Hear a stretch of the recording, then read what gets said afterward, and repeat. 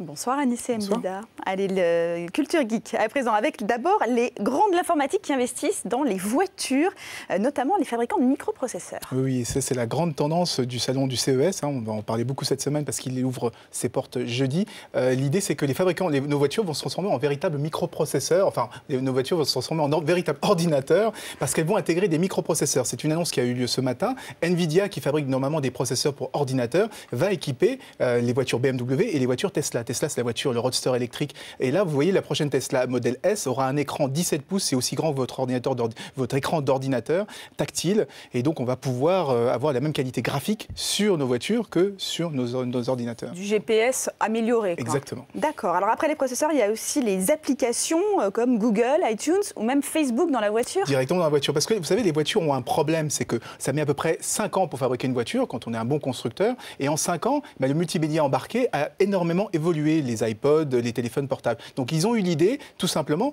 d'utiliser le téléphone portable que l'on a déjà et de le connecter avec le multimédia embarqué. Donc l'idée, c'est de ne pas connecter la voiture à Internet directement, mais de passer par son téléphone portable. Donc on télécharge une application sur son téléphone portable, elle communique avec la voiture, et donc on peut faire la même chose que sur son téléphone, c'est-à-dire programmer son GPS à distance, rechercher un hôtel, rechercher un endroit où se trouve une borne à essence, par exemple. Ce qu'on vient de voir, c'était du Toyota, mais ce n'est pas les seuls à installer ce type d'application. Non, ce n'est pas les seuls. Il y a Ford qui travaille avec Microsoft sur un projet qui s'appelle Link. Il y a aussi BMW qui est très actif, qui a lancé il y a quelques semaines une application pour la Mini. Et l'idée, c'est pareil, c'est d'avoir Google, Twitter, Facebook et directement toutes ces applications directement sur le tableau de bord de sa voiture. Ça utilise l'écran du GPS, ça communique avec le téléphone portable. C'est le téléphone qui récupère les informations et qui communique avec le tableau de bord de la voiture pour, par exemple, programmer votre GPS à l'avance et on envoie ça directement dans la voiture. C'est pas un peu dangereux tout ça? On va oublier de conduire presque. C'est un peu le problème, c'est que déjà avec les GPS c'était déjà compliqué, on passait notre temps à jouer avec l'ordinateur et regardez ce que quelqu'un a filmé, c'est une vidéo qui tourne